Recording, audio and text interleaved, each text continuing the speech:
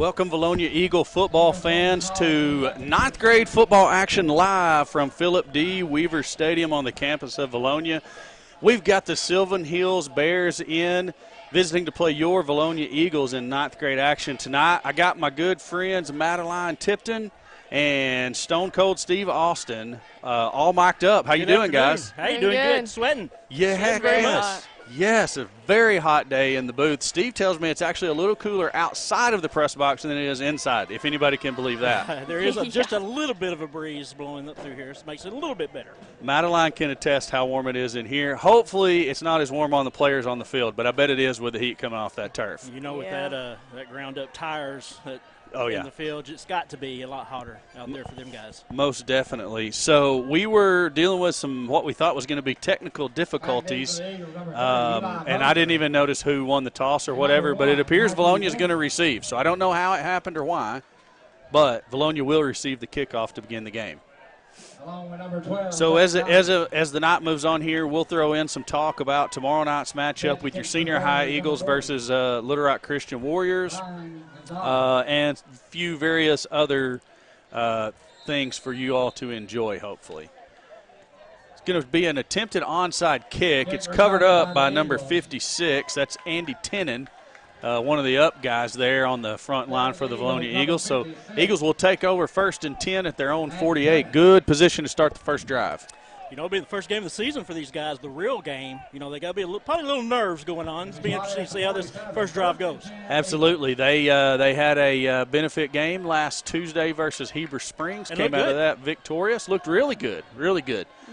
First look at McKissick here at the quarterback, along with Richard Baker back there in the backfield. McKissick has the ball. It's going to be a give to Baker. He runs off left tackle, stiff arms a guy, makes the second one miss. He's going to pick up about 5 yards up across the 50 down to the 48 of the Bears. I almost call them the Panthers. Where did that come from? And Baker was their workhouse last week, so I'm sure he'll be at this game also. No doubt. Baker's going to be one of the key players to this season. Definitely. McKissick's pass quick out to number 12, Jack Vines. It's going to be really close to first down. Looks like they may be spotting them just short. Jack Vines on the catch. Vines had a good game, too, last week. Vines did have a good game in the benefit scrimmage. And, you know, these Eagles, the ninth grade Eagles, they're going to move with the pace like we've seen last year with Coach Kevin Sullivan calling plays. And Baker just bowling straight up the gut. Nice run. He gets up about 7 yards. It's a first down for the Eagles out to the 37 of the Bears. Hey, give a shout-out to that offensive line, just blowing them off the ball. Huge hole straight up the gut. Just power on power. I love it. Man in motion is Eli Moser. High snap. McKissick's going to chase it down. He's just going to jump on it and cover it back all the way back at the 48. So a huge loss for the Eagles, brings up 2nd and a mile. Yeah, that's not what you want. And, you know, we saw just a little bit of that during the benefit game. Not too much. I think there was one bad snap that McKissick had to chase down, but most of them with Wesley's tall frame, he jumped up there and got a hold of. Fakes to Baker, rolls to his right, throws a tonal screen, complete to Matthew Benzing. He's going to pick up about 3 down to the Bears 45. Brings up 3rd down, and what are we looking at there? About 15-ish. Yeah. 3rd down, 17. 17. Eagles still going with pace. Give us to Moser, trying to get around the right end. Makes the first man miss. He's going to be wrestled down up at the 36 of Sylvan Hills. Semi-manageable 4th down there for the Eagles. I mean, a lot better than it was. 4th and 8, or 4th and 9, rather. Nice little sidestep there by Moser. Very good. Yeah, that was good. Hitting that hole. Looks like we about had the end drawn off sides. McKissick's trying to throw a little bubble out to Baker. It's incomplete. He had to rush. He saw the end coming at him, and he kind of had to rush his throw and threw it just a little bit long. Take the ball over on down. Turnover on downs goes over to the Bears. They'll start 1st and 10 at their own 36.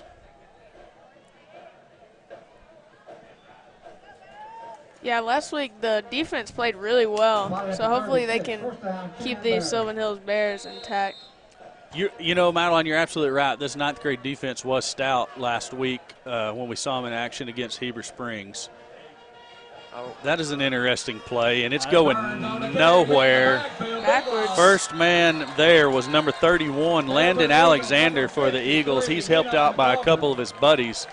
Big loss on the play back to the 29-yard line. I don't think that was quite drawn up as planned there. If so, they probably won't run it again. Make that second down, No. 17. Might throw that play away. Second down, 17 for the Bears. Quarterback number 8, Taylor Burns, big tall quarterback. We were watching two quarterbacks warm up early on there, Madeline, and you commented that this one's the tall, almost maybe looks like the pocket passer, and then they have a guy that looks like a more dual threat quarterback. Right. Give us to number 6 on jet motion. He retreats after the handoff, and he's chased down by number 21, Caleb Davis, and number 10, Josh Tipton. And they're going to call a horse collar tackle here. And the only reason I know that's what they're going to call is I saw the same type play called in the 8th grade game before we went live. And it's tough because I think they had him low. Technically for a horse collar tackle, you guys correct me if I'm wrong, but you actually have to be inside the pads. Is that Yes. correct? I believe so. I Now, believe you're correct on that. There may be some weird high school rule that we're not knowing about. I mean, sometimes we mesh college and pro with the high school by accident. There may be a high school rule that says you can't go anywhere high on the back, but I didn't think it looked vicious. I mean, it looked like the other tackle for a loss where they had him by the back of his jersey. But how about that defense? I mean, they are not giving them no time back there in the backfield. They're right on top of it. They're right on top of that handoff. 2nd and 8 after the penalty. Spotted on the 38. And the white hat has his shirt completely untucked. And left his flag on the field. His hanky is still in the hay. Now he says we can play football. Burns has the ball. He's going to be flushed out of the pocket. Tries to cut back, and that ain't happening. Number 53 there for the Eagles, Dino McLaughlin. And 56, Andy Tennant. Caleb Davis was in there, and so was Tipton again. Man, I tell you what, if that defense continues that all night, they're going to have negative yards at the end of the game. That's another big loss. I mean, it was 2nd and 9, and now it's 3rd and 16. Spotted at the 30. It's 3rd and 16. Grant's texting us that the stream has the wrong name. We understand that, Grant. Burns has the ball, looking to his right. He's going to rear back and throw it deep. He's got a man open, and the catch is made out at the 35. And he just outran the coverage, got behind him, and Burns unloaded. My goodness. Yeah, I think he caught us sleeping that time. Wasn't expecting that long pass. Now we know it's in the arsenal, so hopefully we won't allow that to go down again. Yeah. We're lucky that was a little bit underthrown, or that could have been to the house. Oh, yeah, if it was thrown in stride, 6. it was 6, no doubt. Burns is going to operate from the shotgun again. I think it's going to be pretty much exclusively tonight. He's directing traffic down there, getting his players in the right position. He's flanked in the backfield by number 22, Alex Berry. And on the snap, we've got a stoppage of play. Flag on play. Illegal shift on the Bears. Back them up 5 yards. It's going to bring up a 1st and 15. 5-yard penalty.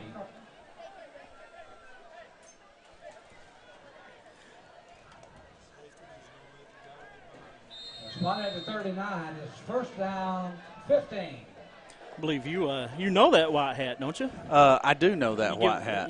There you Giving go. us some funny stories before the game. Yeah, we met this summer in a basketball officials clinic that we both attended. He's a hoot, no doubt. He is a character. Burns unloads again. This time, that was an interesting coverage by the offensive player. I don't even know why he did that. He just two-hand shoved our D-back in the back for no reason. Nobody was going to catch that. It was Mosier out there in coverage, and he didn't have a chance to catch it either. Incomplete pass brings up 2nd and 15. Looks like we got Mr. Steve Vines over there on the down marker. He needs to flip it to 2. Billy Sal is down there. Martin McKissick down there on the chain gang. Burns is going to keep it himself to around left end. He's being chased and ultimately tackled by number 31, Landon Alexander. Good pursuit there by Alexander to make the tackle. And I don't recognize the fourth chain gang person. Do you, Steve? I do not. All right, Grant. We've got your title corrected now, buddy. And 9. Of course, Third and Billy Sal, you can notice him anywhere. he's hard to miss. That is one guy that's hard to I believe miss. he'll be our special guest tomorrow night, correct? Billy Sal will be special guest sitting to my immediate left tomorrow night. I assume left. I don't know how that press box is set up. The pass is backwards. It's complete. There's a block in the back. It's going to draw the flag. Eagles is going to make the stop either way for no gain, but we're going to back them up and play that down again. Should be a pretty significant penalty because I believe that's one of those ones that goes from the spot, if I'm not mistaken.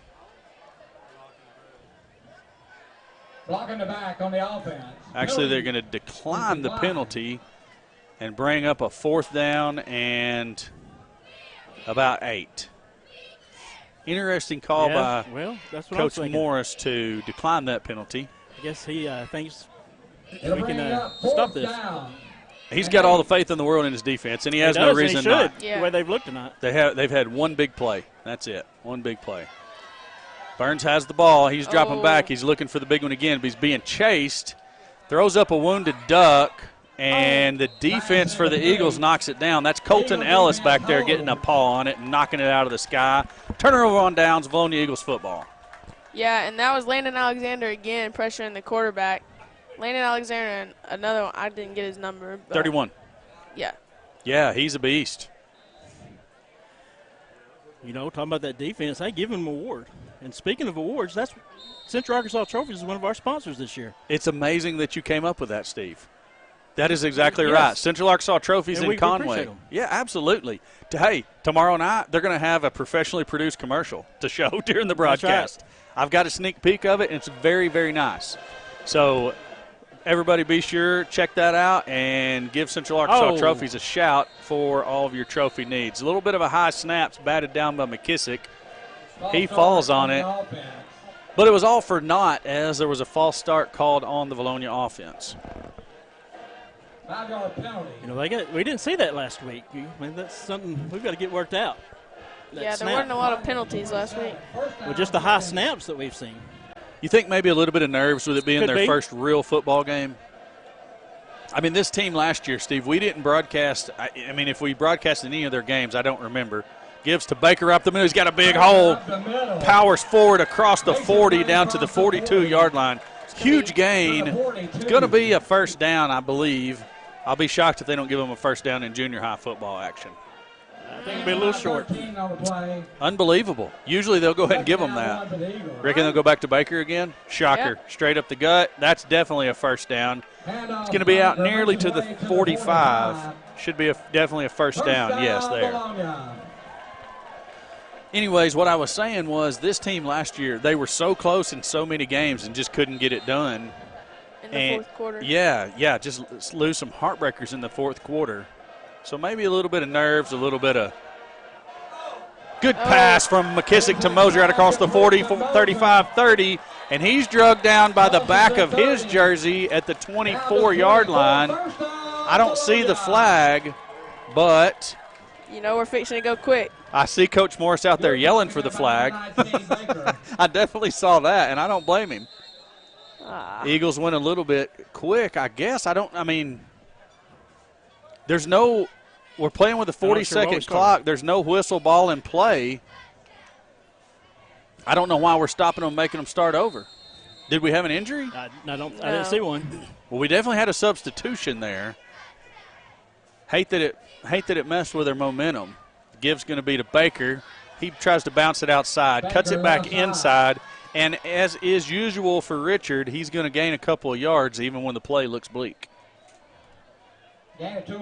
Second down and 8, ball's at the 27-yard line.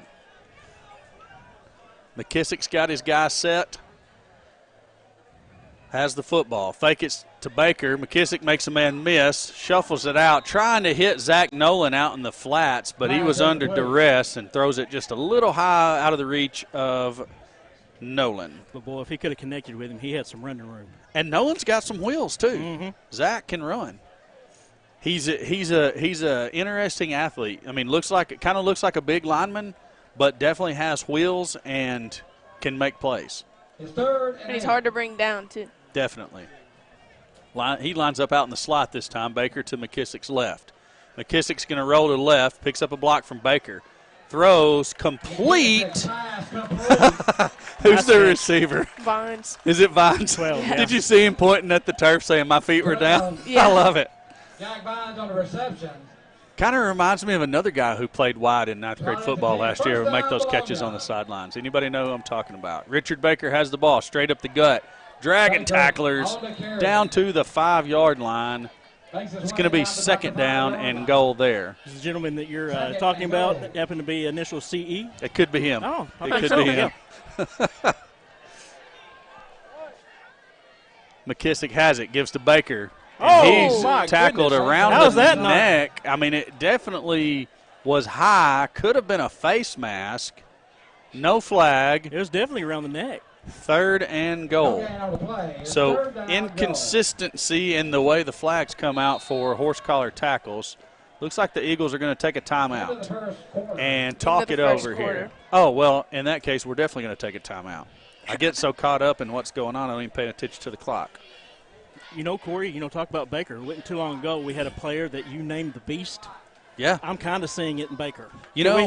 Could we have a rising beast here? We could have a rising beast here. I'm trying to remember the beast. I mean, I can see his face plain as day. Yeah. If Allen was here, he'd be screaming at us. I'm sure he'll be texting it to us. I'm looking for the message to roll in right now. But, I mean, he runs like a beast. He does run very hard. But no, who did we call the beast?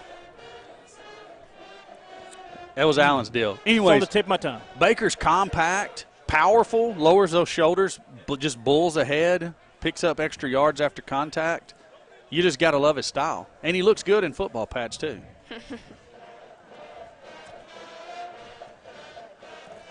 So coaches for the Eagles, for anybody that doesn't know, you got Coach Ben Morris as the head coach. Kevin Sullivan's the offensive coordinator. Casey Cron, I'm assuming he does line both sides. Yes. And then you also have Coach Will Black down there and Coach Matt Kane. Am I missing anybody? I know we got some guys in the booth up here. There's Coach Langrel trying to be all incognito behind the rest of the pack not in his official coaching attire. Eagles third and goal at the 5 to give us to Baker. And for some reason we're blowing the play dead. I guess he's saying wait on him. So what Coach Sullivan's explaining to McKissick right now is that on a dead ball, you do have to wait for the official's ball in play signal. But on anything that's live that doesn't go out of bounds or not the end of the quarter, then you just, as soon as the official gets out of the way, you run a play. So that's what the deal was. We went a little bit quick there. Got to wonder, did Coach Sullivan change the play call? Baker's on the other side of McKissick now.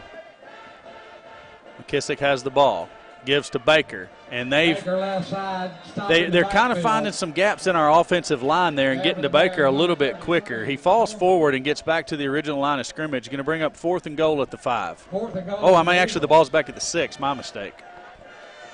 4th and goal at the 6.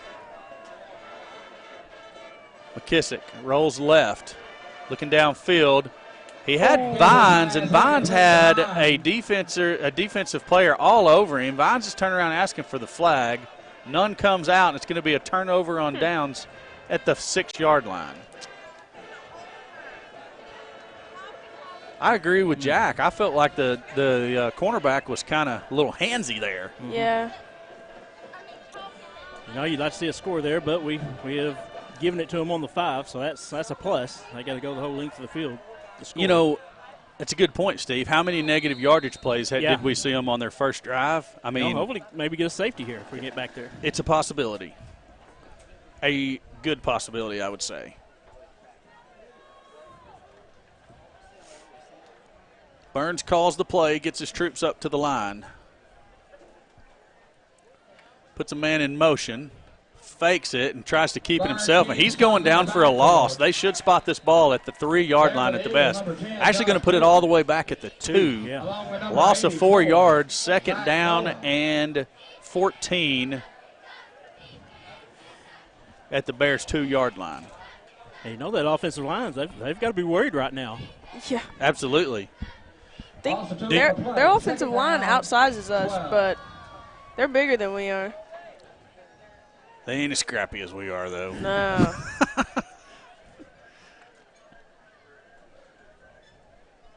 They are big. I didn't notice that till you said it. This tackle on this end is huge. Yeah, their right tackle is. Burns goes with an empty backfield, puts a man in motion, gives it to him on the jet sweep, and we're still going to tackle him for a loss.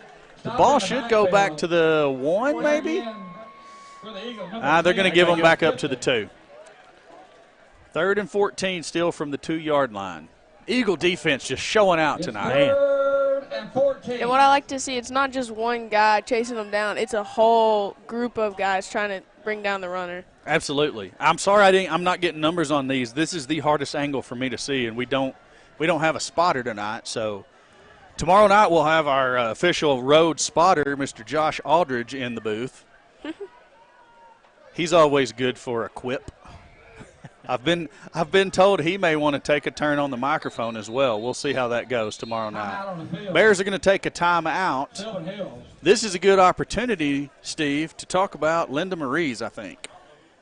Yes, one of our main sponsors. Main sponsor. Yes, you'll see her. I'm sure it's up there. She's tonight. there now. Yeah, on the screen now. But man, just a great, not just a contributor to the Eagle Vision, but just to the community as a whole. Oh, definitely. I mean, I look out here, I see Linda's logo on the scoreboard. I'm not sure if she donated towards the field or not, but I know she's involved in a lot of different projects. I believe she did. And man, just if you've never been in that store, wow. Oh yeah, it blows you away. You know what? I think Charlie might have donated. I think Webco might have donated towards the field, and Linda had that in this. So I think probably so. I think that's how. Either way, the Weaver family, wow, very involved in Vilonia Eagles. Can't say thank you enough to them. They will also have a professionally made commercial tomorrow night. I've seen it. It's very nice. Cool. It might talk about Charlie's Corner. I don't know. We'll see. Talks about shoes, maybe? There are some shoes, maybe some boots in there. An empty set again for Burns. He has the ball, and what in the world? The white hat is slow playing everybody tonight. He's kind of Chris Farley-esque, if you ask me. If you could see him talk, you'd know how true that is. I mean, he's throwing his hands up, and I mean, what's the Saturday Night Live skit? I live in a van down by the river. Yeah. That's what he reminds me of. Burns looking to his right. He's going to unload deep. Eagle sniffed it out. Almost intercepted. Number 21, Caleb Davis, got both hands on it and just could not come down with the catch. Yeah, I can't remember that character's name, and I live in a van down by the river. Whoever that is, that's the one I'm trying to come up with. That's who he's like. Holding on the offense. It's declined. There was a holding on the offense, but we declined it. It'll bring up 4th down. And I would not think that they would go for it. Not Back sure. for the Eagles, number 3, Mosier. I've sent the message out to Allen to try to get help. It seems that they are. For who was the beast? Oh, it's a quick kick.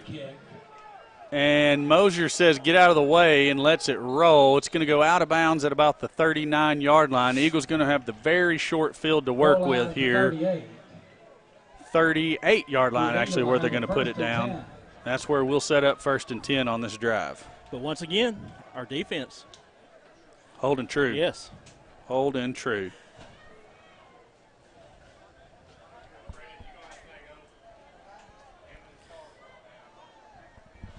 And, if I had some money, I would invest in them. Speaking of investment, Genwith Financial, they're one of our sponsors this year. Absolutely. Chad Roller on the Get Ready for the Future show on Saturday mornings on 103.7 The Buzz. Do you get up that early to listen to it? I have before. I don't make a habit of it. Well, I'm up working, so I usually do. So that time McKissick puts Moser in motion. Moser in motion.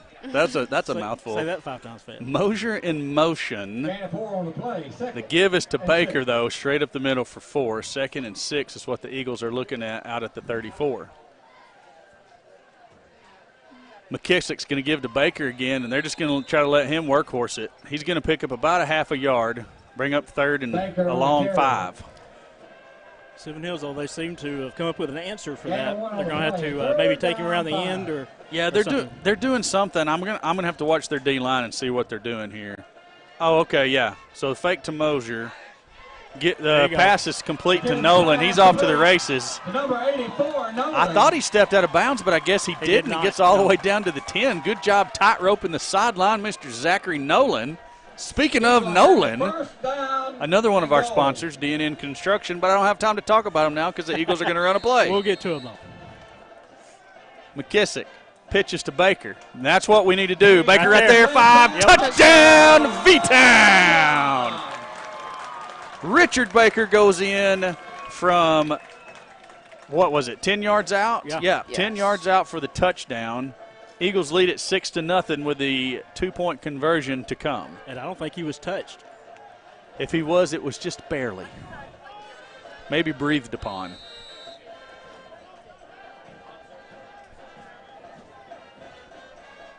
McKissick has it, gives to Baker. He's going to go around left in. Very close. No, they say not good. That was another one of those high tackles. You know, you're only going to get away with that so many times, and I'm not even talking about a penalty. I'm talking about eventually Baker and his power is going to slip out of that tackle and pick up a lot of extra yards. They're going to wish they'd hit him low. You're going to have to hit him low. That's sure. Bring him down. You know, I haven't seen the Chug Jug this year, and I'm kind of disappointed.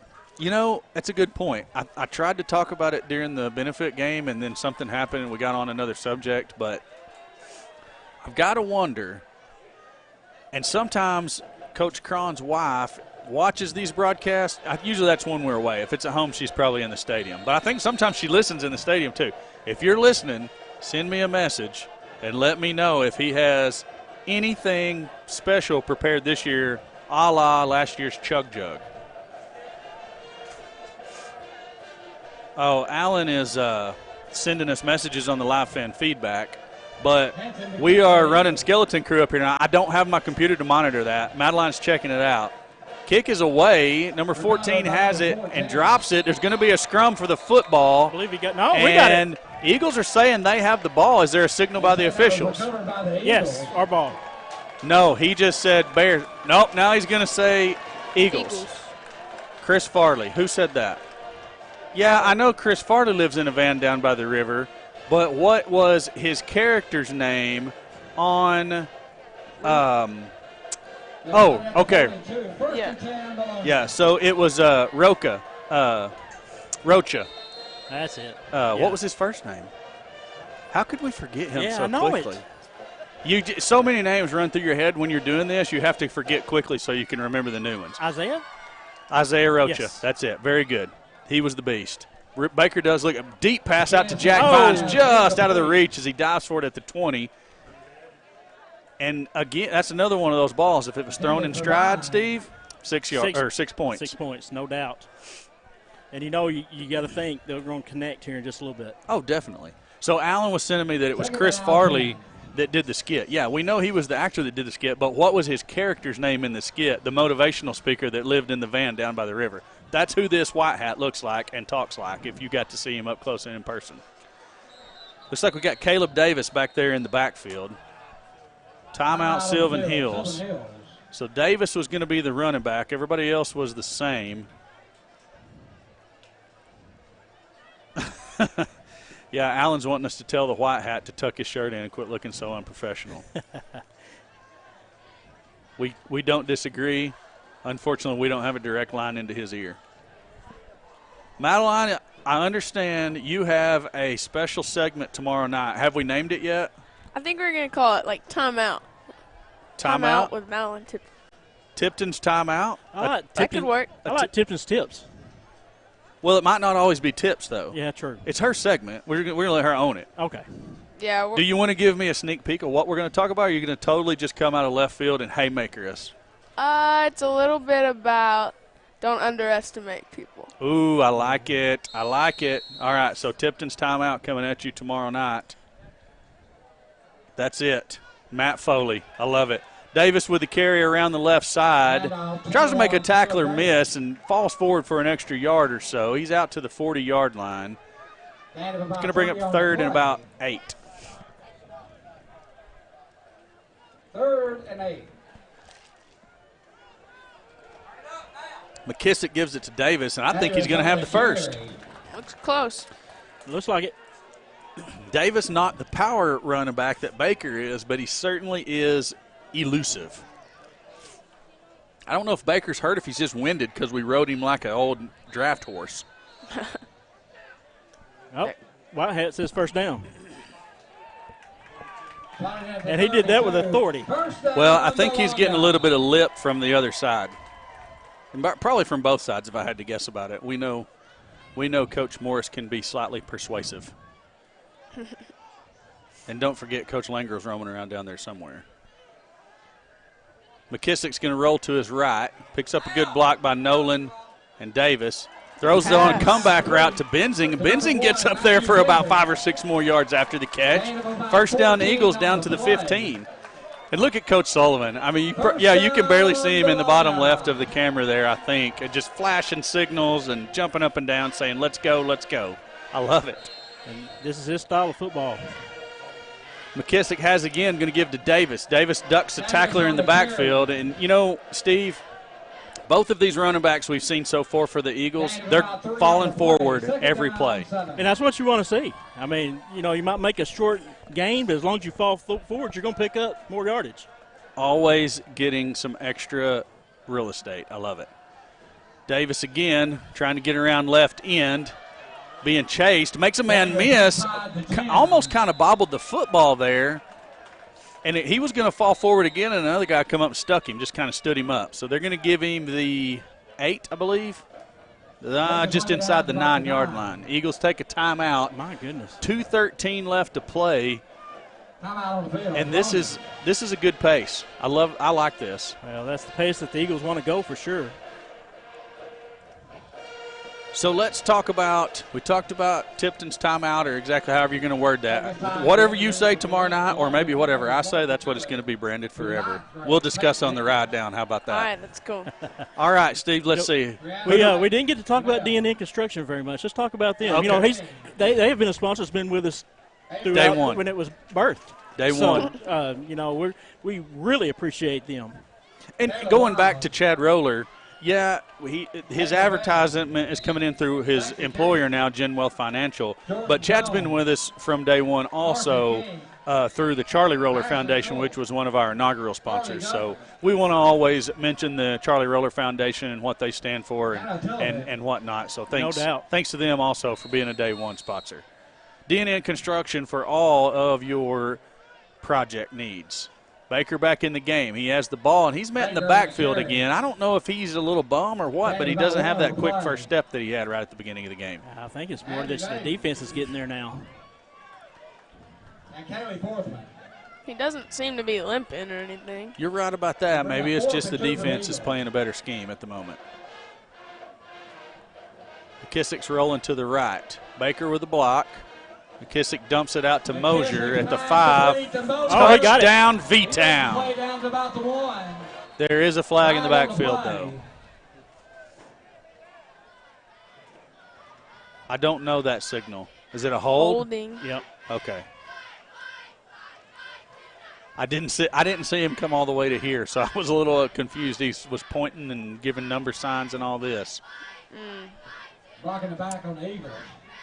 Blocking the back. Yeah, I didn't see that. Hold I would go with. Blocking the back I definitely didn't see. Because Baker was blocking on the outside, but he engaged his guy in the front, and the guy rolled on him. I mean.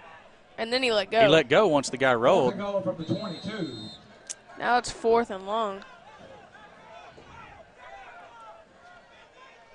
McKissick making sure the line knows what's going on. He's got everybody set now. has the ball. Drops straight back. Now he's going to step up into the pocket, and he is sacked for a loss. And I believe, turnover on downs back to the Bears. First down for Sylvan Hills.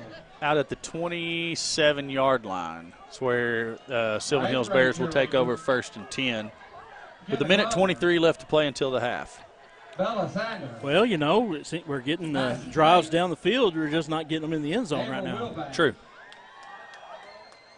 I guarantee you we have a tremendous sunset, amount of guys. yards. Oh, wow. That's beautiful. That's almost as beautiful as a Fred Weaver front porch sunset. Well, I don't know. It riles it, though. Looks better on camera than it does in person. It does. Barnes drops the snap, and then he's going to be gobbled up in the backfield. Number 67 there, Carson Hendricks on the tackle. Carson Hendricks. Hendricks is a big old boy. Look at him. Sure is. Showed some moves getting back there and getting to the quarterback also. I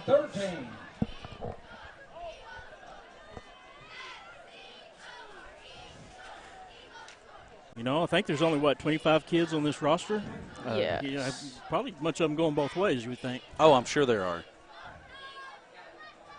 Much less than the numbers that we saw in last year. The snap rolls back to Burns. He rolls to his right, throws it deep, and it is incomplete. We had 2 Eagles back there in coverage. One of them was 21, Caleb Davis. The other was number 4, Colton Ellis, coming over from the safety position. Well, but that was a catch that should have been made. That was right through his hands. Yeah, hit him in the worst spot possible. Yeah.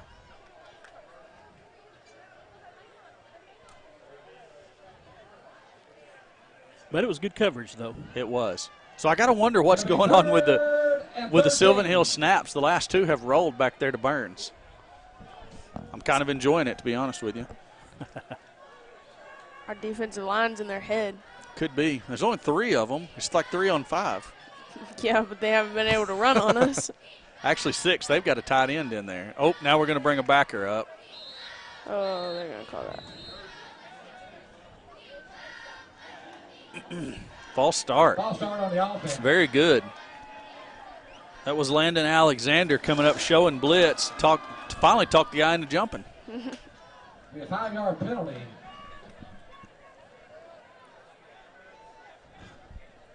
My ears are sweating. Are your ears sweating? I don't think so. And 15. These headsets make my ears sweat. Yes, they do. Maybe it's just a me and Steve. Maybe it's a guy problem. Yeah, I don't think I sweat through my ears. I don't think it's actually coming out of my ears. Yeah. Maybe it's my head around the outside of my ears. I don't know. I just know it's toasty. Gibbs going to be to number 34. Landon Alexander giving chase and gobbles him up back there in the backfield. Holloway stopped in the backfield by number 31, Landon Alexander. Nice job, Alexander. That's going to be the Yeah, that is the end of the fourth quarter. I saw the chains just rolling them up over there. I was like, what the heck? But if you're not paying attention to the clock, it sneaks up on you like that. So Vilonia leads it 6-0 going into the half. We've got Grant over here. Grant, roll out a headset. Let me plug you in for a minute, buddy. Grant joining us for the remainder of the broadcast.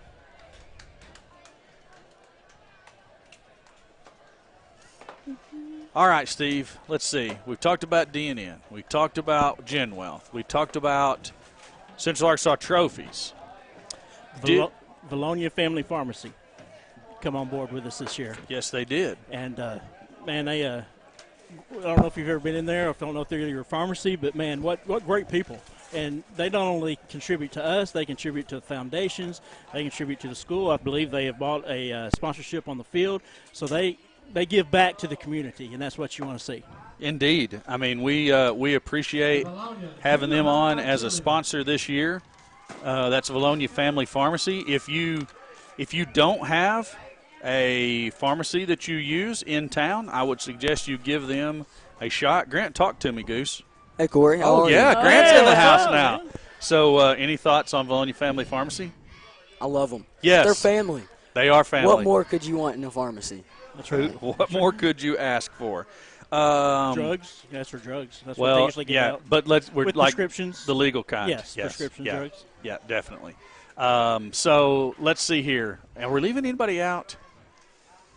I don't have a – see, we kind of – we talk about being a skeleton crew sometimes. We're running a little slim tonight. I hustled up here, forgot my other computer that I monitor the fan feedback with. It has all my notes in it. I had to bum rosters off of the PA guys down there. So we talked about Linda Marie's, Vilonia Family Pharmacy, D&D Construction, Central Arkansas Trophies, and Gen Wealth Financial. So we covered them all there, Corey. We're better than we thought we were. That's right. Good memories.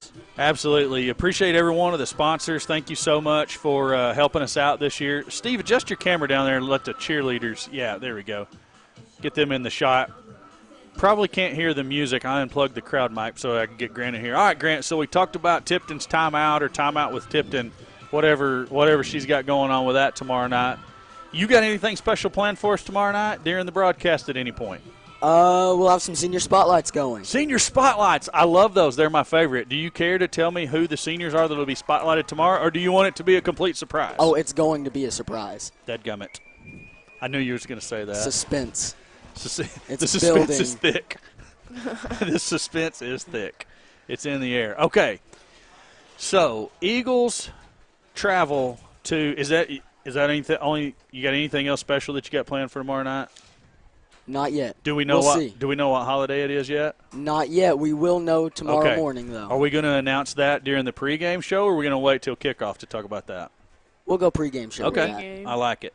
All right. So pregame tomorrow night. We'll start no later than 6:30. We might go on a few minutes earlier if we get all excited and get everything set up in time. It's a holiday. It is a holiday. We got to discuss that. Grant and I and Madeline will talk about we'll talk about what all we got to cover in the pregame show, and that'll determine exactly what time we go live. No later than 6:30 though. So join us for pregame. We'll have that. Definitely have Grant and Madeline on the pregame show. I may jump in there with some wit and wisdom as well. We're going to have Steve on the camera, as usual. Alan Wade's going to be traveling to a training session for underwater firefighting. Whoa. No, hold on just a second. It's a new technique. How is there fire underwater? Oil That's a fires. thing. Oil fires. That's for a real thing. Alan to tell us when he gets back because he's going to be all trained up on it. I think, Steve, have you never watched I think SpongeBob? that's a firefighter thing. Just you know how they are. Yes, I know how they can be. Definitely. I think it's an excuse for them to get scuba diving done. Possibly. Yeah. Possibly. Steve, those are heroes. Yeah, well, maybe for you. Maybe for everyone. All right, so Al's going to be traveling to his training. We're going to have special guest Billy Sal in the booth to help with commentary, and then we'll have our road spotter, the one and the only, J.D. Aldridge. And Billy Sal, kind of like Alan, short, stocky, but more fingers. Definitely more fingers. He is winning the finger category, Yes. That's for sure. But short and stocky, you got that right. Billy grows a more magnificent beard than Alan does. Is true? And he keeps his head a lot more slick and shiny. So, I mean, there's the slight differences there. But, yeah, it's almost like I like running with short dudes or something. I don't know what it is. And bald. Short and bald, yes. That's my favorite kind of buddy. Anyways, so pregame at 6:30. Billy and myself will be on here about 6:55-ish, depending on exactly what time they're going to kick off. I know it says 7, but it's never right at 7. We'll have the call. Then have Grant and Madeline back in for halftime show and post-game shows. We're going to have sideline reports, show off all of our fancy new stuff that we picked up for the sideline reports. I'm not going to spoil that. That's going to be a surprise that could be a also. surprise. Yeah, it's going to be beautiful.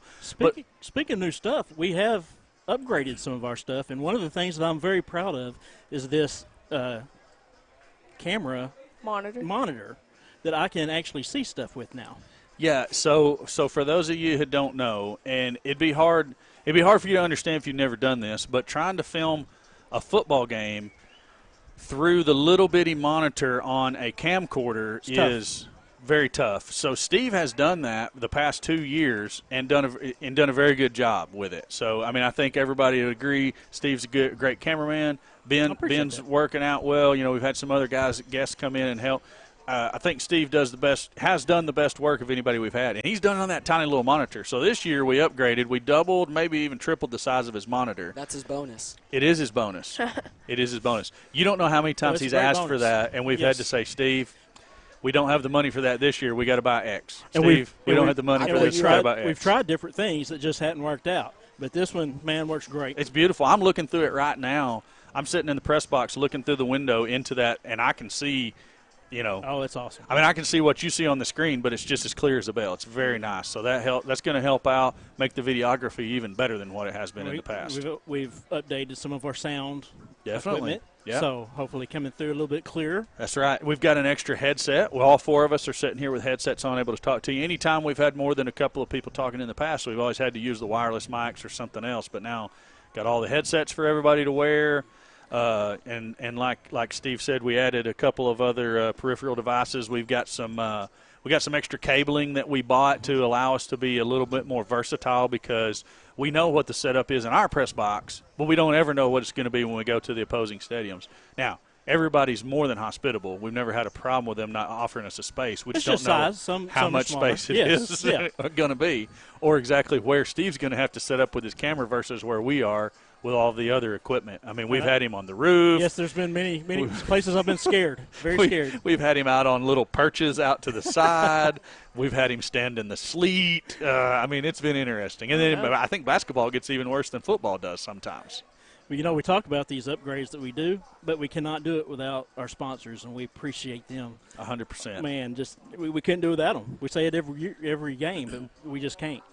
No way. Vilonia Eagle Football Foundation, they contribute. They're the ones that got this off the ground. They are, and that was where I was getting ready to go, too. I'm glad you brought it up. But if it wasn't for the Football Foundation, they had this vision for a couple of years even before it came online.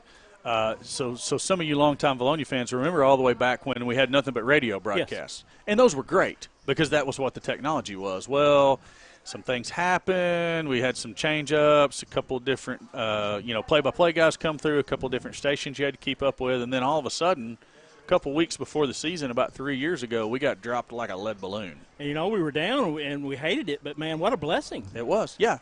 So Chase and Chase Lewis and Sturdivant. Yeah, Jeff Sturdivant. Did a audio-only live stream broadcast that first year. Did a great job with it. But that kind of lit the fire under the Football Foundation's behind, so to speak, to say we've got to do something better. We saw that other schools like Harrison had live stream of their athletic events, and Little Rock Christian had it, a couple others, and we're like, if they can do it, why can't we? Yeah. And the school itself, they've seen the equipment we had, and they said, man, I think we can upgrade that, make it better. So they bought new equipment for the live stream, and we appreciate them also, the school district, for all they do. Athletic Director Nick Newman, yes, I appreciate his efforts. And then be remiss if I didn't thank Mr. Drake Toll also had a hand in getting this thing started. He was there with myself and Alan in the first meeting we had where we actually said, okay, we're going to make this happen. It's going to go. And if anybody remembers the first broadcast, it was a doozy. Yes, I remember it. That was it was pretty much in an open barn. Yes, we were. We were proud to be there, but looking back on it, we would have done things. We'd do things a lot differently now in that same setup than what we did then. But hey, we did what we could. We got the football game on. We're proud to have it, and we've come a long ways. And it's not from a lot of work from a lot of different people that have helped out with their monetary donation, but also just ours. All of us guys that do this, and gals, Madeline and Grant and Drake and myself and Steve and Alan and everybody else that you hear on here, we all put in a lot of time trying to make this thing as good as we can. We're not pros. Don't get a dime for it. We just enjoy doing it. True. We're not pros. We try to do the best we can. We're definitely volunteering our time. We love Vilonia Eagle football, basketball, baseball, softball, whatever it is that you've heard us broadcast over the track, and volleyball. Yeah, we love it all. I tell you, when Grant first come to me and said, hey, Steve, how about we do a track meet? And I'm like, no. There's no way. Yeah. He goes, I think we can. And he got that going and turned out really well. I remember that phone call, too. He's like, hey. Hear me out on this. Well, it was, hey, what do you think if we broadcasted the state track meet? And I said, Drake, there's a lot of downtime in a track meet, but I'm sure we can figure out something. And he's like, all right, I'm going to talk to Mr. Newman about it. And, you know how he is. One thing led to the other, and next thing I know, me and you and Drake are down at Magnolia. Yeah. With little to no internet service, broadcasting a Eagle State Championship. And, put our heads together and thought of ways that, the earlier events, we could get them on, go on videoing them with our phones, and then uploading them and showing it during the broadcast. And man, that's an all-day thing, and you are worn out. That was a day of work. Yes. A full day of work because it's hot and there's stuff going on all over the place. If you've never, anybody who's never been to a high school track meet, I mean, there's an event going on somewhere around the football stadium all the time because the football stadium's where the track is. But anyways, I mean, there's something going on all the time. We were all chasing the video, and it was fun. I believe the term we used was controlled chaos. Controlled chaos, yes. Most definitely. And, the 2 years that we've done it, 2 state championships, so we can't quit now. I like how you think, Steve. I It's agree. all on you this year, though. Hey. That's all you. We'll be there to support you if we need to. Absolutely. Just like we would in any other event where the Eagles had a chance to win a state championship. I think Well, guys, I love to hear that because I've got some ideas. oh, Lord. Here we go There again. you go. Drake Jr. Oh, don't call him that. I've called him worse. Oh, yes. Yes, indeed. Probably today. I've definitely called Steve the worst, though. So, let's see. Anybody want to dare to give a prediction on tomorrow night's football game? Oh, Dubs. man. Dubs all the way, Madeline says. Got a dub to my left with Grant. You got to be optimistic. I want to be a homer. I really do. I do but too. I just don't see it. I think we're going to be competitive. I think we're going to be more competitive agree. than we have in agree years with that. past. But I think the athleticism is going True. to outdo ours, and I think we will come out of there with a loss. But I don't think it's going to be a very bad loss. Okay. I agree with that. And Yeah. do you want to say what you told me earlier, or do you want me to say it all? Well, I just think that on the offensive side of the ball, if we get our offensive line to make good blocks and stuff, I think we could score on them pretty well. I don't know a lot about their defense. Grant knows more about that. There Our- are weaknesses. our Okay. defense. So I don't want you guys to completely give Right. away everything you're going to talk about in the Right, pregame right, show. right, But, right. yeah, go ahead and tell me if you got a couple of quick hitters you want to say about it. Their offense. There's a couple of players not as athletic as you would hope. If you're a Little Rock Christian fan, you can exploit those if you put in the right game plan. Okay. No. Go ahead. How many starters do they have back this year? 13. 13? 7 on coming offense, off 6 of, on a state defense. championship A team? state championship Yes. team. You got to look at that. True. And they, Now, huge key loss, Justice Hill, the Oh, quarterback. yes. Because if you look at it, they play Pulaski Academy in week 4. And I don't want to, we're going to have some of the same audience, some different audience. I don't want to give away everything for the pregame show. But Right. tomorrow, lose to Pulaski Academy 56-14 or 52-14 in week 4. 56-14. Flip the script on them in the championship game and beat them 52-14, right? Something 52, something 21, something like that. ridiculous. It was crazy. Didn't have Justice Hill in week 4. Did have Justice Hill in the championship game. Not Right. saying one player completely makes the football team, But it helps. but a player like that makes a huge difference. No doubt. Here's my thoughts. Madeline had said what she said about our offensive line versus their defensive line. I agree with that. Now, I haven't got to study as much as I would like to film this week, but I've talked to several people that I know that know a little bit about Christian and have watched some film and whatnot, and I've kind of put together some things I remember from seeing them last year and some things I've talked to people about. I agree with our offensive line having a very good night against their defensive line. Yes. And that sets us up to run the football. And we'll talk tomorrow night about Little Rock Christian's game last year and what you can do if you have a good running attack. We've got Draven Smith, speedy guy. We've got a couple of other running backs that's going to get some carries. Seth Kirk can do the up-the-middle work. If the line keeps Myers upright and keeps him clean, he's going to, if he has time, he's going to find somebody open as long as our receivers keep working. I think we're going to move the football. We're going to surprise them moving the football. Now, Right. I don't know how far down the field we're going to be able to throw it at any given time because I know that once you get past their front line, their linebackers and their secondary are speed. They got Yes. speed everywhere. So that's the thing. And then on the flip side of the ball, the quick thing I'll say is, man, we got to figure out a way to stop that running back. Yeah. That dude's a beast. Yeah. Big and, dude. And we'll talk about his name and his stats and his size tomorrow night. But he's going to be the key to their offense because I'm not slighting either of their two quarterbacks that might or might not play, but they're not Justice Hill, so they're not going to make a whole bunch of plays with their legs out of nothing that Justice was able to do last year, or just buy time till somebody streaks open and throw it 50 yards down the field. Justice was a phenomenal athlete. They don't have that this year. So how are we going to stop the run and attack?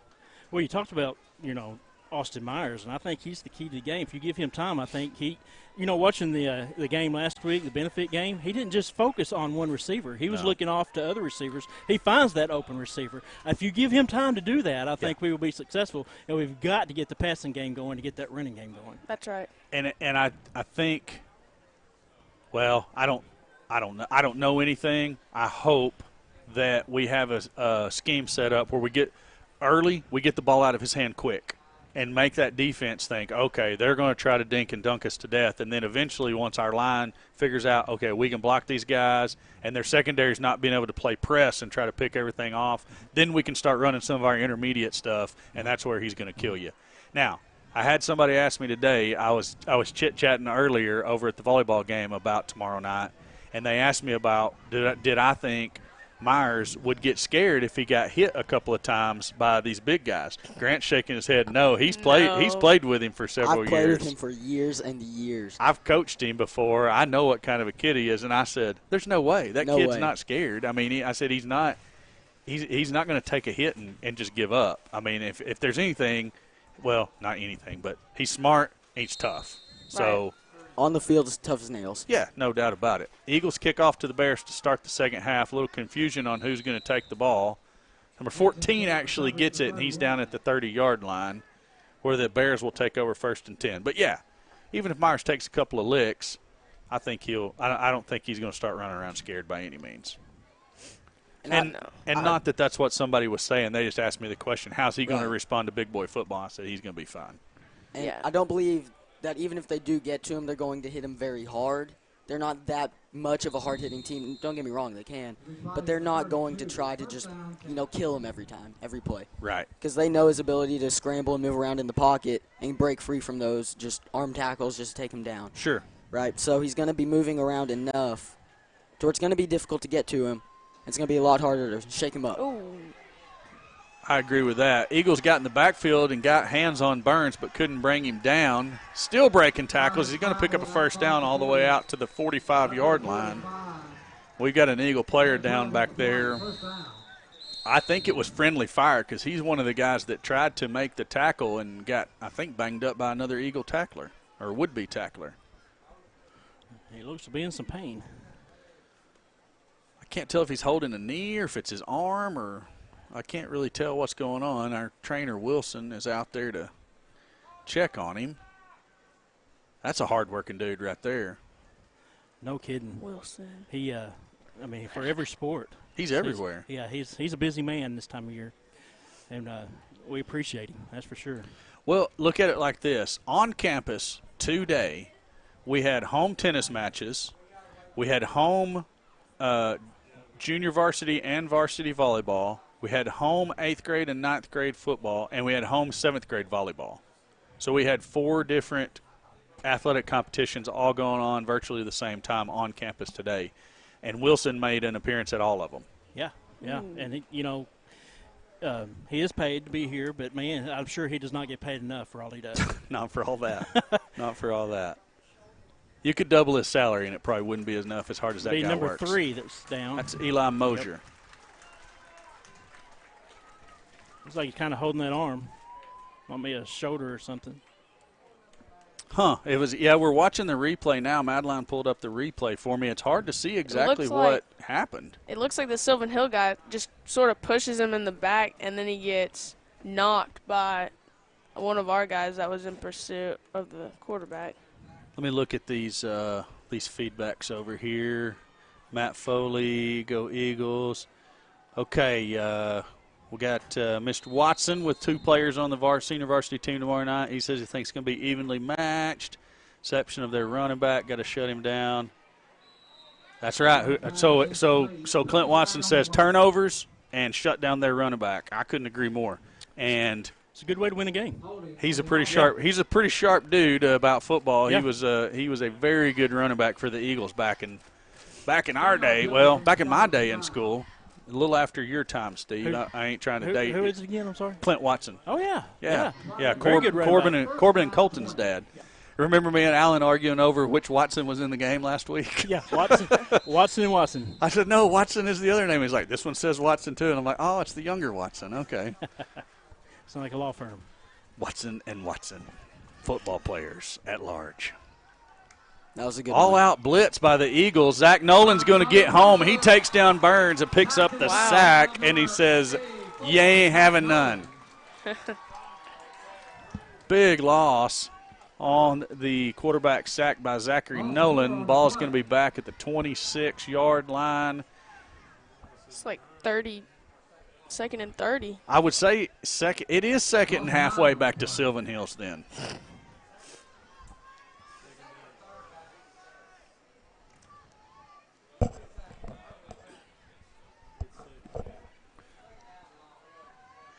I never gave my prediction on the game tomorrow. I just said what I thought keys were. So. Yeah, I don't have a prediction of score. Look at there. Zach Nolan again back there in the backfield. He gets a hold of Burns and tackles him back inside the 25. It's a defensive beast. Spotting the ball at the 24. You talking about players playing both ways. There's one of them right there. Nolan going from tight end to linebacker and excelling at both positions. That's a guy that knows how to read the field. Yes. Yeah, because he's an outside backer, but he started kind of inside, and then he saw what the quarterback was doing. He just shot down there like he was shot out of a cannon. That first step can be the most important step you will ever take on the football field. It's so much harder to stop someone when they get that first quick step out. Nolan's going to blitz the interior of the line this time. Nearly intercepted. Ball was tipped by Alexander. Who was it almost got the pick there? It was 26. James Wilson had a chance at the interception, couldn't come up with it. Who was in the face of the quarterback? Did anybody pick that up? I didn't. Nolan was coming it was from his blind side. Dino McLaughlin. Okay, Dino. Nice job. I like that name, too. Dino. It's a cool name. Hey, Dino. He's like a cool guy from the 50s. Like the Fonz. You remember those days, don't you? Well, not quite. Quick kick. The quarterback gets smashed by Nolan and Alexander. He doesn't like it, but the White Hats saying all is fair in love and war.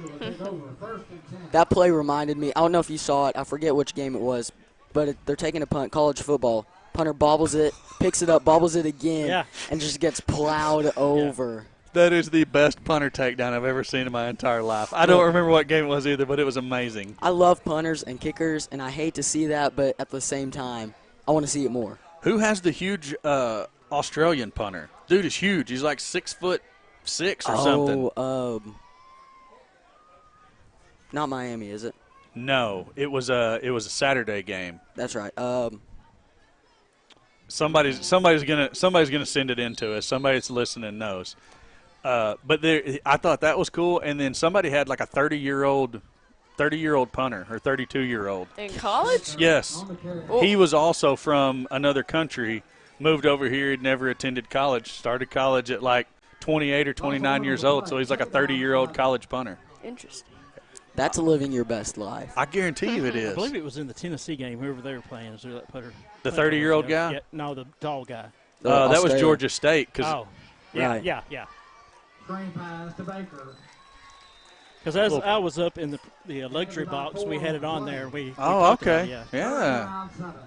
You don't have to flex on us so hard, Steve. Yeah, well, when you're big money. That was a little pass in the flats out to Baker. Picked up a good little chunk of change. McKissick's going to roll left. Throws it out to Nolan. Nolan got bumped early in the back. No flag on the play. He can't come up with the catch. The ball was thrown just a little bit high. It's going to bring up 4th and 6 right at midfield. And could we see an Eagle punt? Looks like. Kind of looks like it. Looks like 34. Noah Yellick is trotting out there to do the punting duties. If I'm not mistaken, Noah is quite the bass fisherman. They have no one deep. No one deep. They might think it's a fake. And it indeed is a fake. Direct Wow. snap to Nolan. Runs Oh. into He a got tackler. it. He's He going got to it. make it. He got it. Wow. If they don't give him that, that's an atrocious spot. Yeah, he got it. Okay, so the official on our side is spotted like a half a yard farther ahead. It's for sure a first down him. The guy in between the two is showing first down. Yeah. White hat says first down. That's incredible. And the Bears had it sniffed out, too. They read the fake, and it still worked. Wow. Snap to the up back, Zachary Nolan. He can do it all. Catching passes, sacking quarterbacks, running fake punts. The man, the myth, the legend, Zachary Nolan. It's pretty good, the hoops, too. Great point. Give this to Baker. Baker's found that running room again. He's out across the 35 down to the 30 to the 25. Tell me what you saw. Did y'all not see him truck that dude? I was looking ahead to see what was coming. Goodness, he Wow. trucked him. I'm going to watch it on the Here replay. comes the wonder what toss that to the noise left was. here. Dang, he did truck. Okay, it's Baker again around left end, and he's tackled super high again, and they're just not going to give us that flag. And he is coming up limp, Oh. holding his knee, I believe. He is Yeah. in some pain. Wilson's down there. Looks like it could be a Okay, maybe a cramp. cramp. Sometimes those cramps will freak you out a little bit. McKissick, quick pass out to Vines. Vines at the 10, the 5, stumbling, bumbling, touchdown, V-Town. Nice run after the catch by Jack Vines, number 12. He would not be denied. Don't tell me there's a flag. No flag. Okay, no flag. The replay of Baker trucking that dude was phenomenal, though. Yeah. Is that a highlight reel? Yes. Mark that one for the. Take the sound off of it. No, leave the sound. That's going to make it even better. My voice got a little high. Sounded like the longest yard. Whoop. McKissick fakes to Davis, rolls to his left. He's being chased. He throws it to good. Mosier. Oh, my goodness. Excellent effort by Eli Mosier. Just cannot make the grab. That was going to be a highlight reel right there if he made that catch, too. You know, you're talking about Coach Langro being on the field earlier on the sideline, and all I've seen him do tonight was be a little bald boy down there. Is that what he's doing? Oh, Madeline. He's just hanging out with them. He is. That is a man of the people. So Eagles lead it 12-0 after the, oh my goodness, Jack Vines touchdown. Couldn't convert the 2 points. But Eagles leading at 12-0 with 3:46 left to play in the third quarter. Now, who's kicking here? Number 65. We didn't even get him called out earlier. Caden Henson is the kicker for the Eagles. Last time it was a little, almost a little pooch kick there in between the front and the second lines of the Sylvan Hills coverage team. There he goes again. Kicks this one a little bit deeper. Sylvan Hills lets it bounce. Return man is number 30. He's looking for room. Missed tackle there by the Eagles. Another missed tackle by the Eagles. And a good tackle finally across the way by the little guy coming up out of there, 13, Aiden May. Not before a huge return by the Bears. That was Nazir Laughlin on the return. I looked down thinking I was going to just say a name really easy, and I saw Nazir on the paper. That's what I get for not prepping before the game. Happens to the best of us, Corey. Thank you.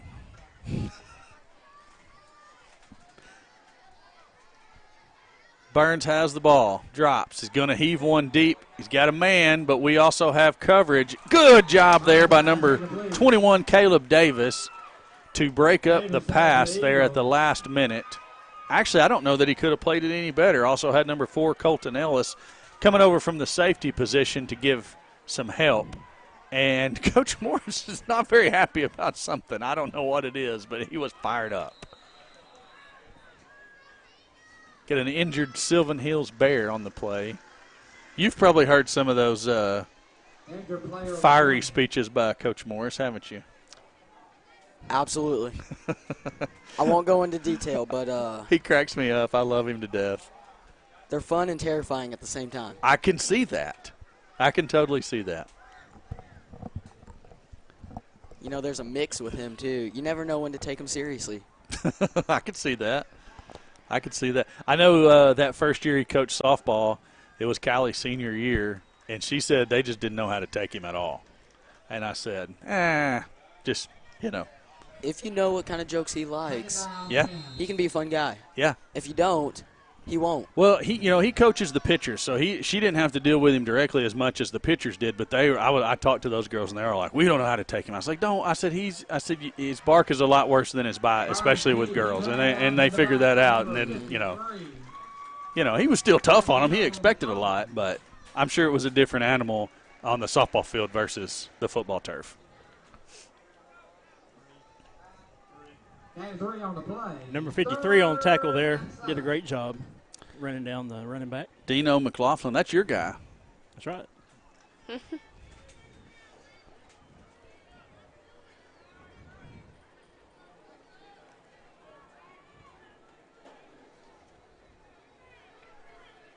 Oh, he got us that time.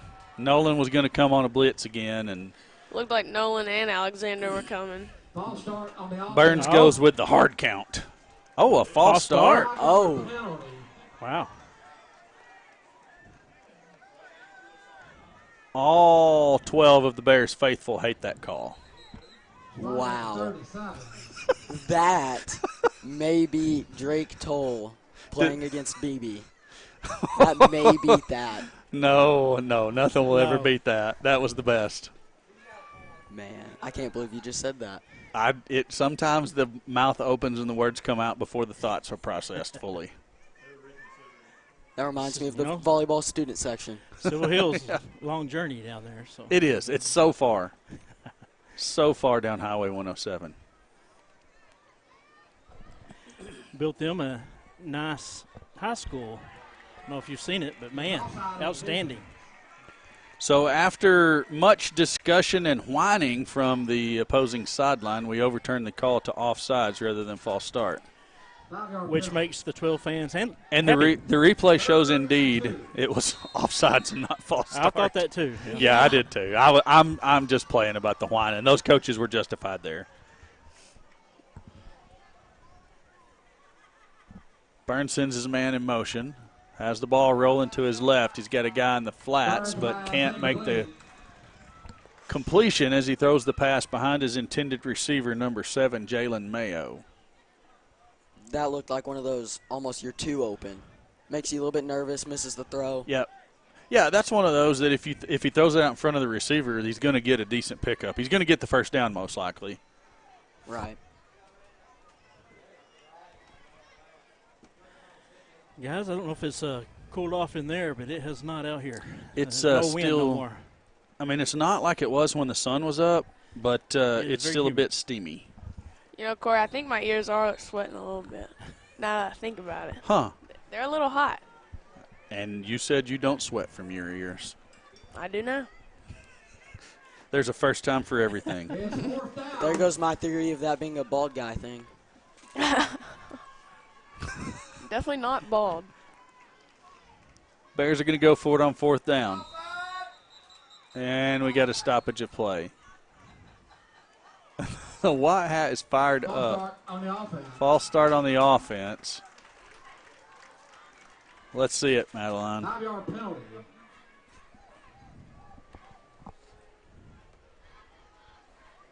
I don't see it. I gotta give them credit there. I do Yeah. not see a false start at all.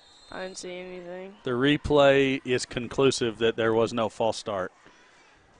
But We'll take it. Mr. Whitehat says otherwise, so we're going to back the Bears up 5 yards and play 4th down from there. And what he says counts. That's what 4th goes. That's down true. and 7. Unfortunately, he doesn't have the benefit of instant replay down there on the field. He's just got to go with what he saw the first time.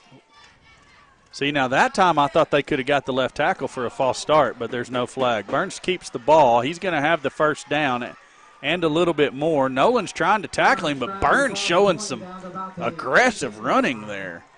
Zach Nolan on the stop.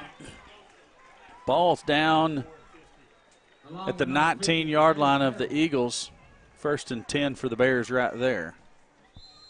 It'll be 1st and 10 for the Bears. Dub Bears. Do y'all know that one? Dude, No. Dicka.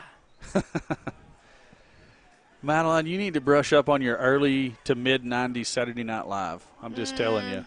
Go to YouTube. Not my kind of thing. Oh, but there's so much goodness to watch. Landon Alexander giving chase. He can't come up with it. Actually, did he? Nope, he didn't get in on the tackle. 50. 34 and 50. 50's Caleb Hale, assisted by Noah Yellick.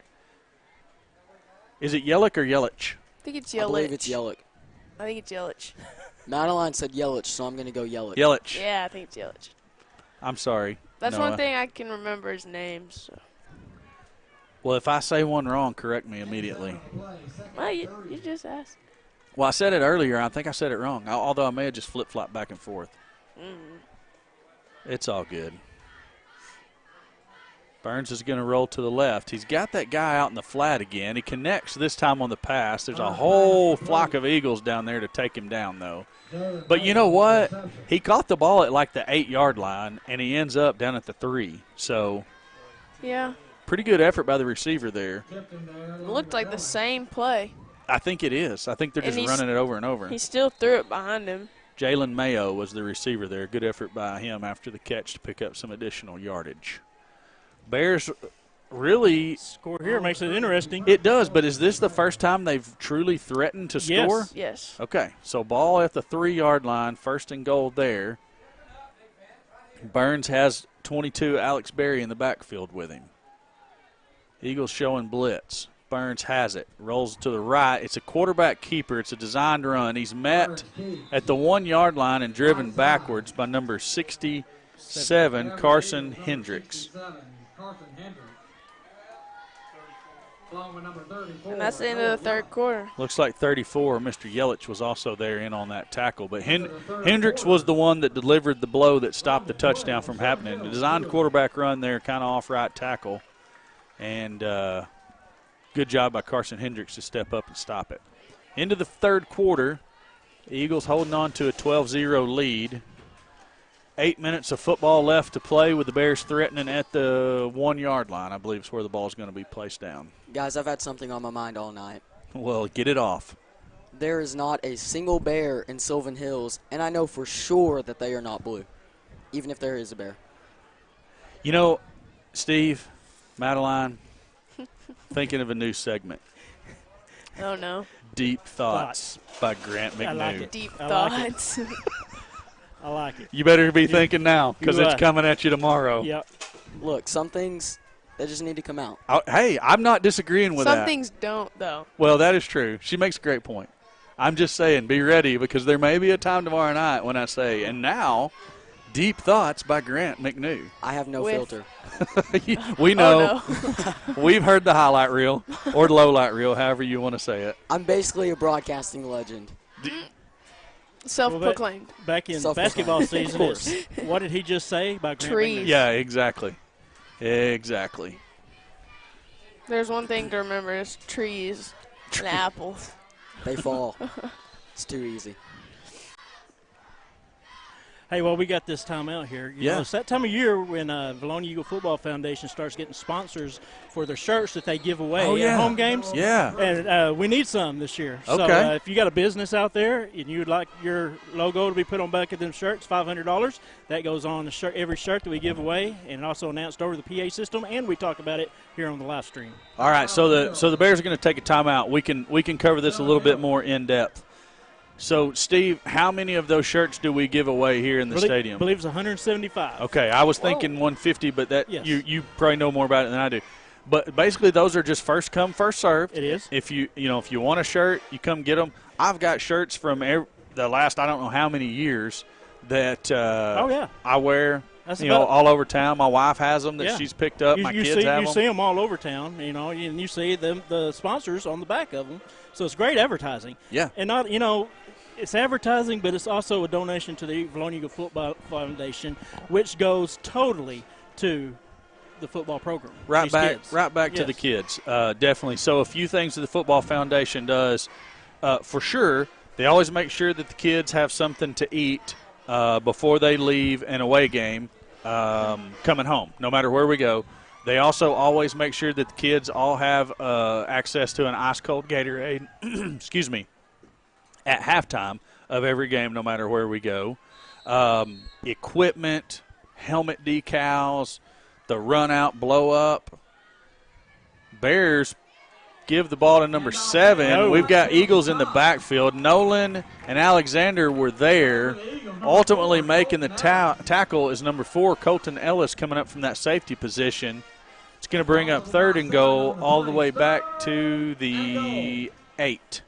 So 3rd and goal at the 8.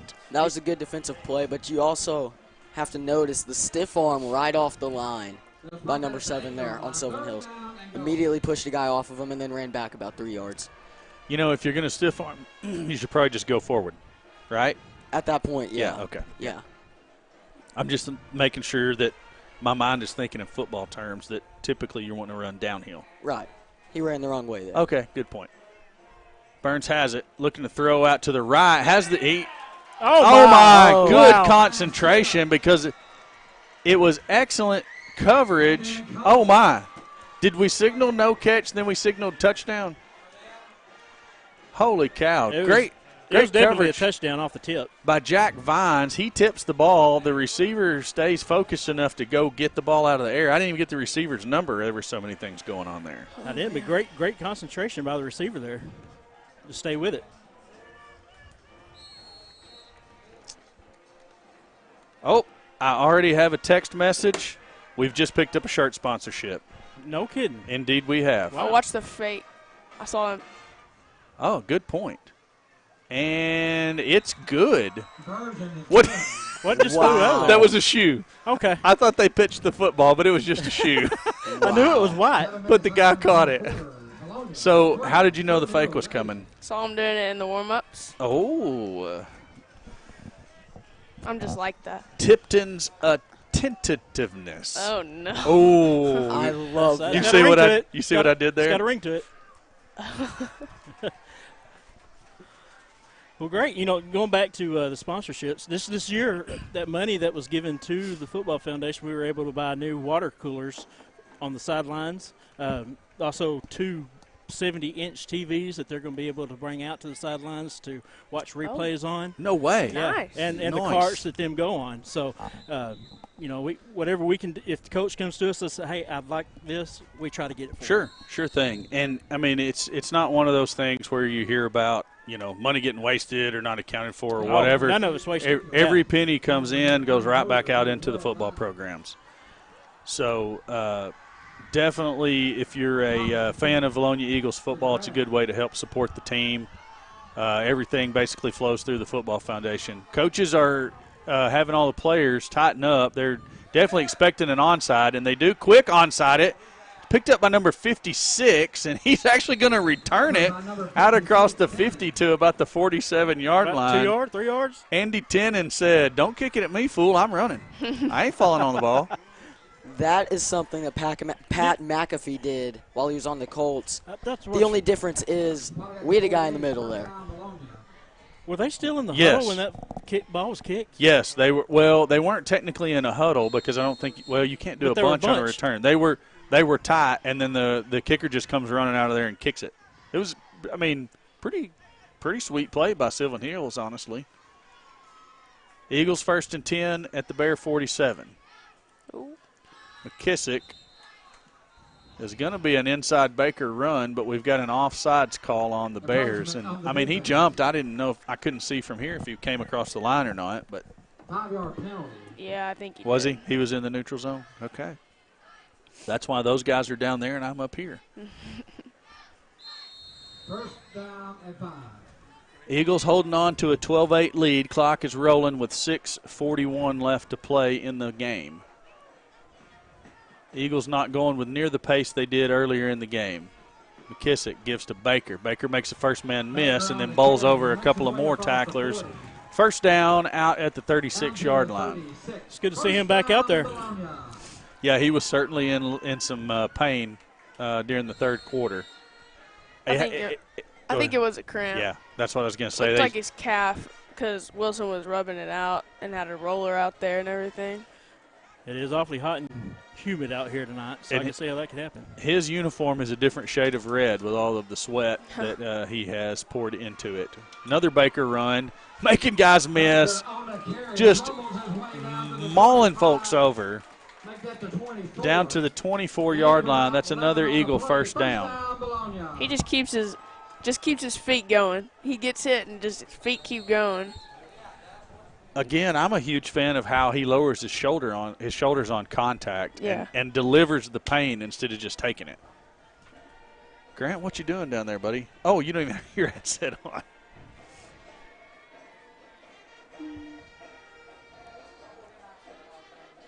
McKissick gives to Baker. Baker up the middle again. And at this point, it's just let's let Baker fall forward for about 4 yards every play. Feed the beast. Pretty sure-handed.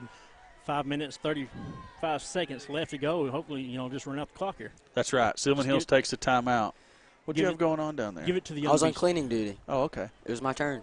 I appreciate I, as well as all these other press box folks, appreciate you more than you'll ever know. We're gonna double your pay. Yes. For this week. I needed a new I do hickey. I like it.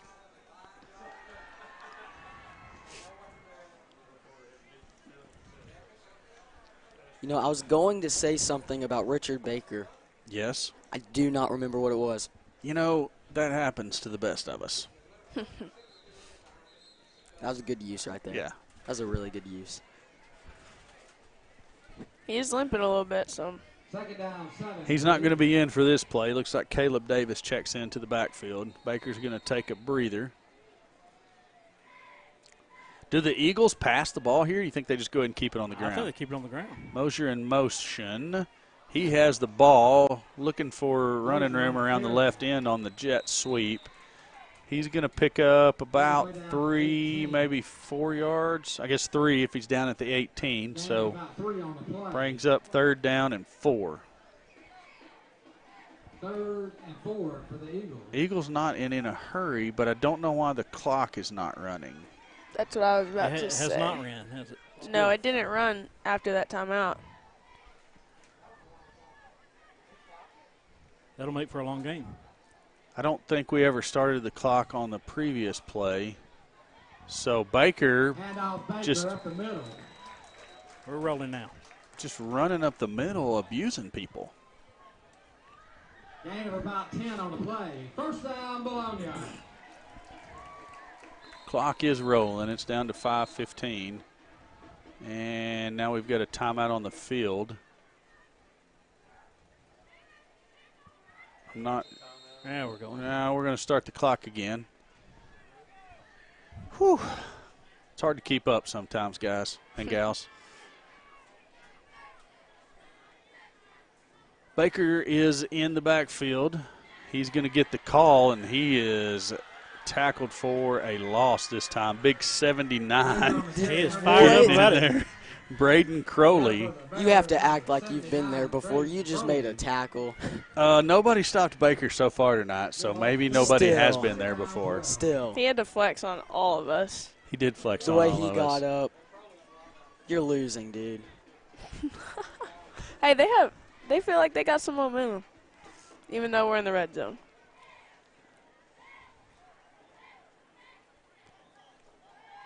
McKissick keeps. And the last thing that you want in this situation is a sack. 79 flexing on them fools again.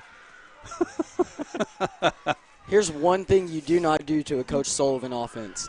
You do not talk trash, and you do not do something like that with Coach Sullivan watching. Because now he's about to try and humiliate him as often as possible. Well, that would be just fine with me. We could use some of that right about now. Clock is rolling, 3:52, and counting down. Eagles with a 3rd and about 20, maybe 19. Baker gets the call off left tackle. He's going to be stacked up at the – gosh, I thought he got more than that. They're spotting him at the 18. I thought he had a little more than that, but That may just be the homer in me. Do the Eagles have a field goal kicker that can kick it? What are we looking at right there, Madeline? That's going to be a 35-yarder right there? Yeah. 18 and 10 is 20. Yeah, 35-yarder. Do we have a 35-yard field goal kicker? I'm going to assume no. I'm going to say I'm no. going to say also. that's a negative. What we do have, though, is a play where you roll right and kick it out of bounds. As close to the end zone as possible. Or chunk it to Jack Vines. Okay, like some kind of, like a little quick kick. Coffin corner. Coffin corner kick. I like it. I'm saying target Zach Nolan or Jack Vines. Well, let's see here. Nolan's out there. Vines is out there. They both have pretty sure hands. You know, somebody we haven't gone to much is Benzing, and I don't know That's if it's true. because he's covered up by his defensive back down here or what, but He's I got don't one-on-one coverage out there. Well, McKissick rolls. It's a screen to Vines. Oh, behind the him. pass is a little bit behind him, and he can't come up with it. McKissick knows that was most likely it was going to be really close to a first down. It's going to be really close. But, hey, Wesley, you've played a great game so far. Don't be too hard on yourself. That's one play out of several, so don't sweat it. Defense has held strong for the Eagles thus far during the game. We're just going to look for them to continue to do the same thing here for the last 3 minutes and 30 seconds. I need an interception right here. No count. I mean, wow. Yeah. Because you know Burns is going to be dropping back, heaving it. yeah. Yep, empty backfield for Burns. Watch Sends the a man sweep. in motion. Sends another man in motion. Eagles are offsides, but is it going to be offsides or false start? False start.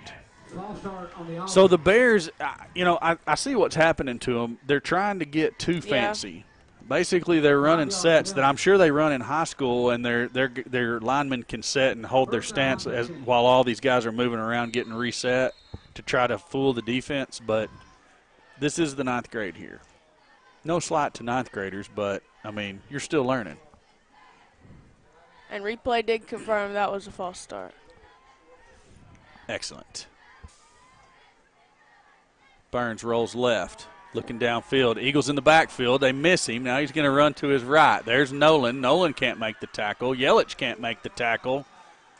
Who finally got him over there? 21, Caleb Davis. There's a couple of other Eagles. Landon Alexander also there. And Josh Tipton. Also Josh Tipton. Any relation? No, I don't think so. I've never seen him before, so. Might be a cousin. Well, he wouldn't be as cool as you even if he was Ken, I'm sure. After all of that running around, the Bears pick up 8, 2nd and 2. Burns has a back in the backfield with him. He was a quarterback keeper all the way. Nice.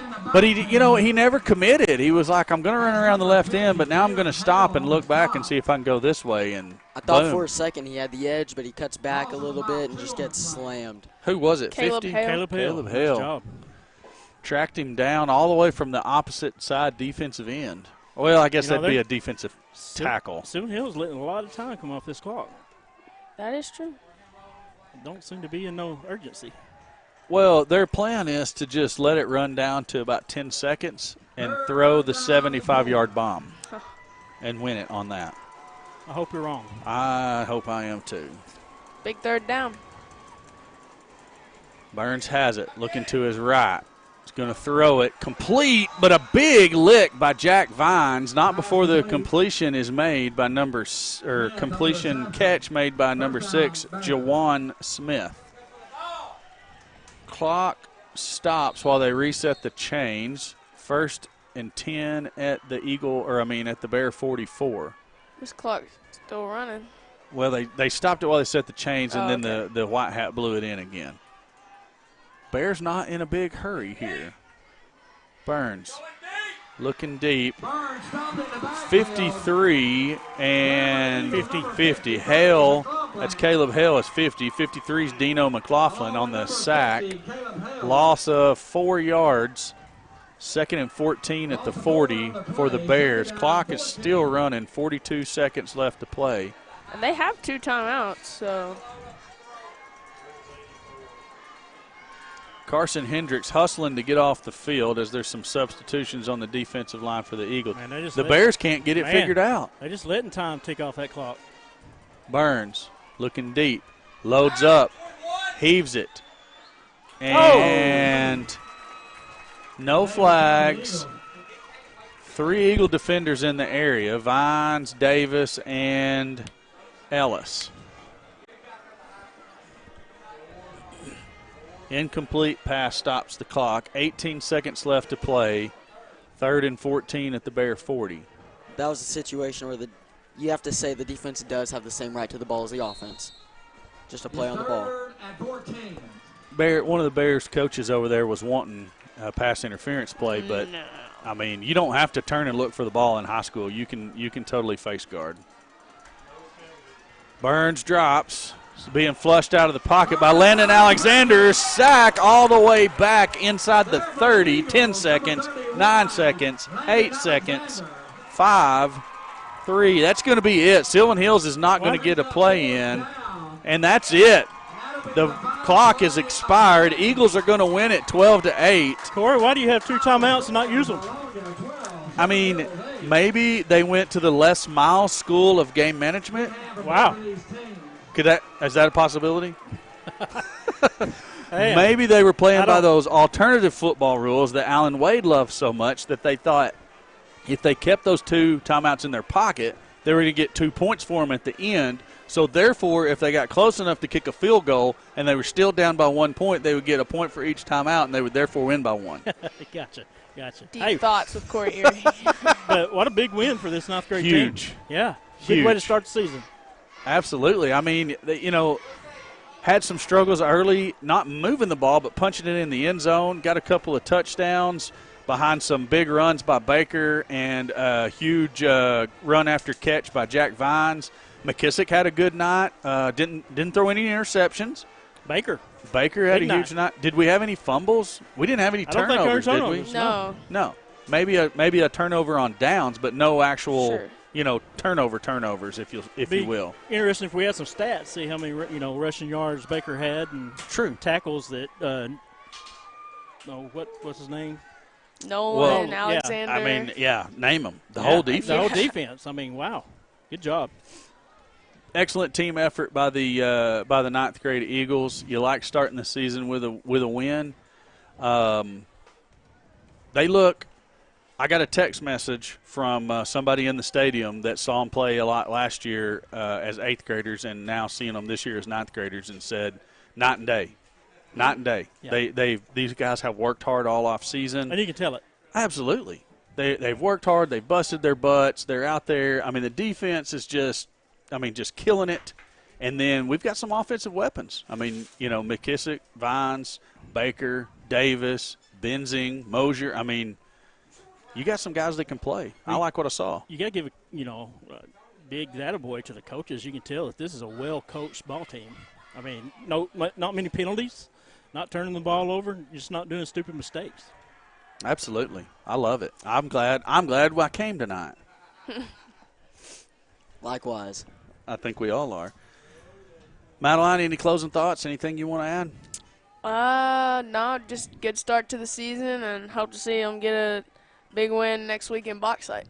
Yes, at Bauxite next week, 7 o'clock-ish kickoff. Broadcast personalities to be determined, I think. Right. I'll probably be there. Madeline says she's in. Grant's Might have the U.S. Open. Grant might be playing in the finals of the U.S. Open next Thursday, the junior amateurs. Steve-O, I know, is probably in. I'm in. So let's see. Alan will be at his underwater firefighting expedition. So I guess that puts me in the big chair, baby. I'm gonna talk to him about this. I gotta hear about underwater firefighting. Yeah, I'm sure he'll be happy to tell us all about it when he gets back. But big night tomorrow night. Tune in. 6:30 pregame. 7 o'clock kickoff. Yes, all It will be that. it'll be a fun game. Yeah, I think it's going to be entertaining. And don't stay home and watch it. Come out and support the Eagles. Holler loud, cheer them on. Absolutely. Get there early. The stands are not as big as the stands are here. But there's plenty of other, standing room. I would encourage you, as a Vilonia Eagle football fan, coming down to Warrior Stadium or whatever the heck they call it. We'll figure that out tomorrow when we get there. Throw your lawn chairs in your car just in case. Yeah. Because there's plenty of extra room on both sides of those visiting bleachers to set up lawn chairs and watch, so you don't have to stand. There's some room in the bleachers, but I think we're going to have a big enough crowd that we're going to take it up. So throw a lawn chair in the car when you come down. If you can't make it, you get off work a little bit late or you're out of town or whatever, check us out on the YouTube. Grant, any closing thoughts? What a start. Yeah. Good start. Excellent. Okay. Steve, you got anything else? I don't. All right. Hey, we appreciate all you guys that tuned in tonight. Like we said, join us live and in person down there at Little Rock Christian on Highway 10 in Little Rock tomorrow. If you can't, catch us on YouTube. For Steve, Stone Cold Steve Austin, Madeline Tipton, Grant McNew, the Quotester, and myself, Corey Erie, we appreciate you tuning in. We'll catch you guys tomorrow night. See ya. Go Eagles.